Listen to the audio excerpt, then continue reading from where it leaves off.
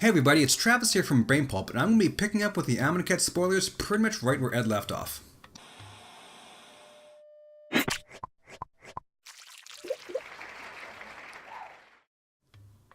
So we've already seen a whole bunch of really nice cards spoiled so far, and you know what, forget it. Let's just get right to it, people. Cat Snake.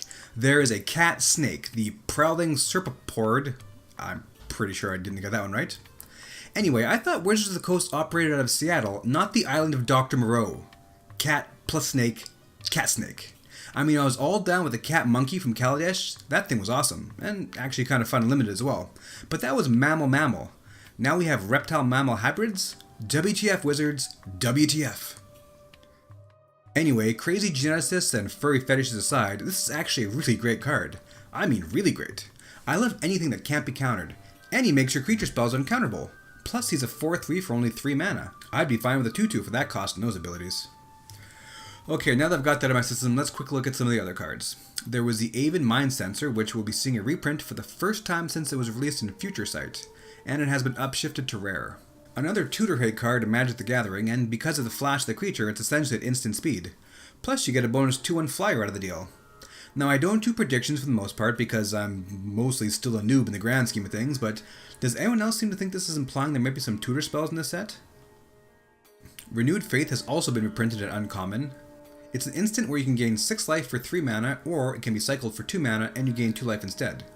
Now, from what I've been told, strict life gain is never the way to go, but any significant life gain at instant speed could spell doom for your opponent if they're going all in at some point. Plus, this card gives you options, and it's always important to have options.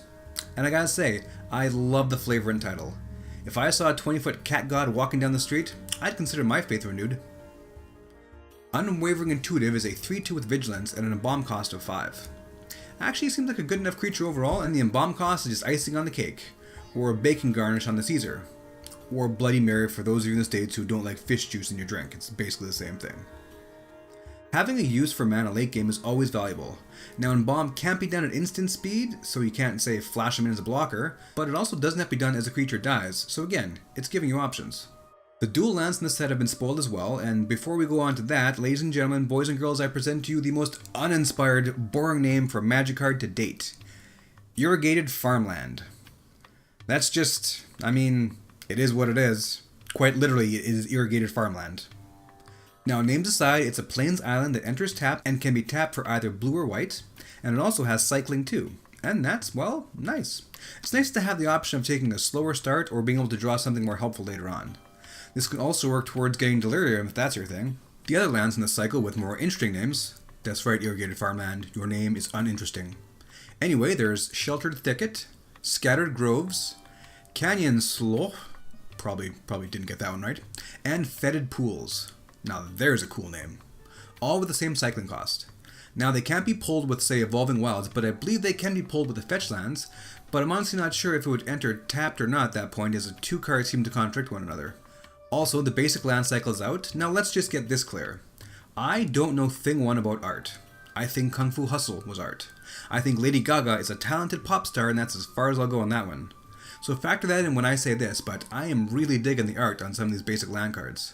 I usually don't hold too much value on basic land, I just kind of throw them in a deck when needed, but seeing these pictures actually makes me want to push towards buying a bundle pack this time around just for the lands. Even if they aren't full art lands, which at this point I think remains to be seen, as I have a funny feeling just the bolus lands are going to be full art, but who knows. So there were just a few cards we got to go over today. Stay tuned for further spoilers as well as the usual deck text, mana caves, and all the other stuff our channel has to offer. And don't forget about our contest to win the $25 store credit to TopDeckHero.com. If you're sick of us reminding, I apologize, I want to make sure you all get a chance to win. Thanks for watching all of our Brain Pulp stuff, and we'll see you again real soon.